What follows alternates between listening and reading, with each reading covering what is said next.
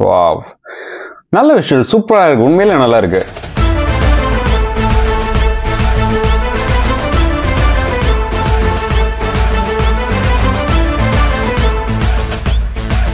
Hi friends, welcome to Filmy Decoding Studio. நாம இன்னைக்கு எந்த வீடியோவோட ஒரு ரியாக்ஷன் பார்க்க போறோம் அப்படின்றத பார்க்கறதுக்கு முன்னாடி இந்த வீடியோ வந்து எனக்கு ஒரு நம்மளோட சப்ஸ்கிரைபர் தான் வந்து சொல்லியிருந்தாரு, நம்மளோட ஃப்ரெண்டு தான். ஸோ அவங்க வந்து இந்த கத்தனார் த வைல்ட் சார்சரர் ஓகே, இந்த ட்ரெய்லரை வந்து இது ஒரு கிளிம்ஸ் ஒன்று இருக்கு, அதை வந்து பாருங்க, ரியாக்ட் பண்ணுங்க அப்படின்ற மாதிரி சொல்லியிருந்தாங்க.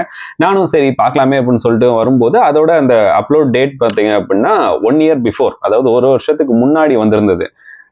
எப்பன்னா ஒரு 1 year பிஃபோர் வந்திருந்தது. நான் 1 year பிஃபோர் வந்தது எதுக்கு இப்போ ரியாக்ட் பண்ண சொல்றாங்க அப்படின்னு தான் போய் பார்த்தேன்.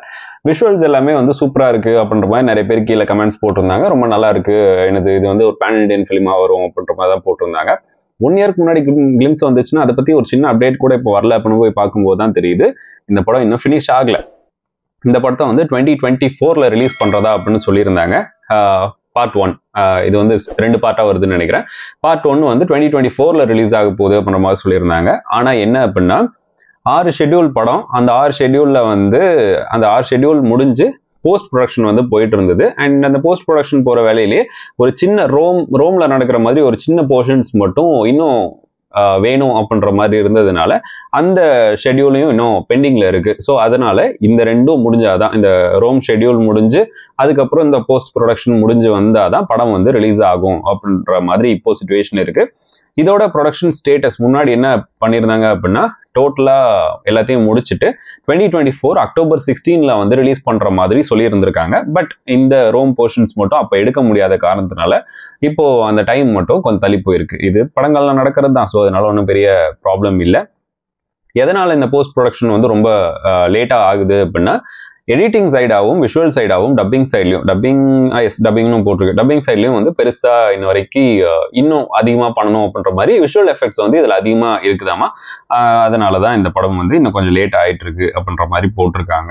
ஸோ இது எந்த அளவுக்கு உண்மைன்னு தெரியல, உங்களுக்கு யாருக்காச்சும் தெரிஞ்சு அப்படின்னா மறக்காம கமெண்ட் பண்ணுங்க.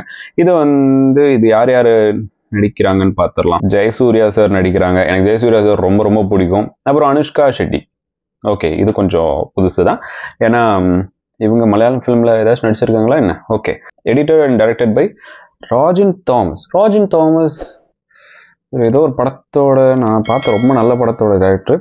Return by Ramanand. Okay, DOP வந்து Neil D Cunha. Okay, original score and songs வந்து ராகுல் சுப்ரமணியன். ஓகே, பார்க்கலாம். ட்ரெய்லர் பார்த்துட்டு கிளிம்ஸை பார்த்துட்டு அதுக்கப்புறம் பேசலாம். 3, 2, 1 go. It's time. മാറാബോയുടെ ശിഷ്യൻ എന്നും പറഞ്ഞ് ഇവർ എല്ലാവരെയും കബളിപ്പിക്കുകയാണ്. Okay. Wow, visual super. പള്ളിക്ക് ചുറ്റും അവൻ ഇരുണ്ട മാന്ത്രിക. கொஞ்சம் கிராண்ட் ஸ்டேஜர்ல தான் இருக்கு.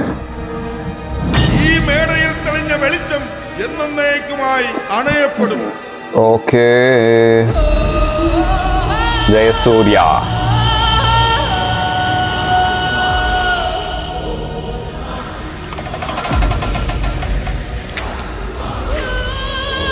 ஹோம் நினைச்சேன். எஸ், இதான் நல்ல படம் அது.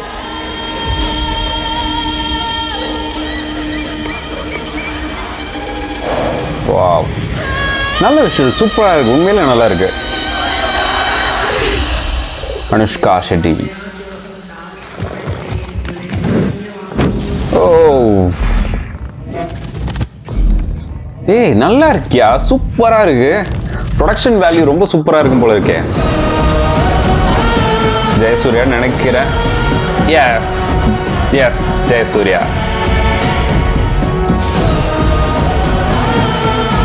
இது மட்டும் கொஞ்சம் மிஸ்ஸா இருக்கு, ஆனா மற்றதெல்லாம் நல்லா இருக்கு. டைம் டு மியூசிக்கும் சூப்பரா இருக்கு. Fitness the fantasy Kathanar. Okay, the wild sorcerer, Rajan Thomas film.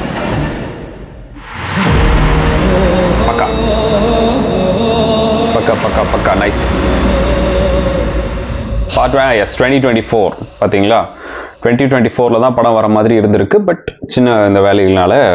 And இந்த படத்தோட இந்த பேர் எனக்கு ரொம்ப பிடிக்கும். கத்தனார் அப்படின்றது வந்து சூர்யா சேனல்லையோ ஏதோ நினைக்கிறேன், மலையாளம் சேனல்ல சூர்யா சேனல் நினைக்கிறேன். அதுல வந்து 2005, 6 அந்த மாதிரி கேட்டகரின்னு வச்சுக்கலாம். அப்போ வந்து கத்தனார் அப்படின்னு சொல்லிட்டு ஒரு சீரியல் வந்துச்சு. அது வந்து செயின்ட் ஆண்டனிஸை பத்தி உள்ள ஒரு சீரியல்.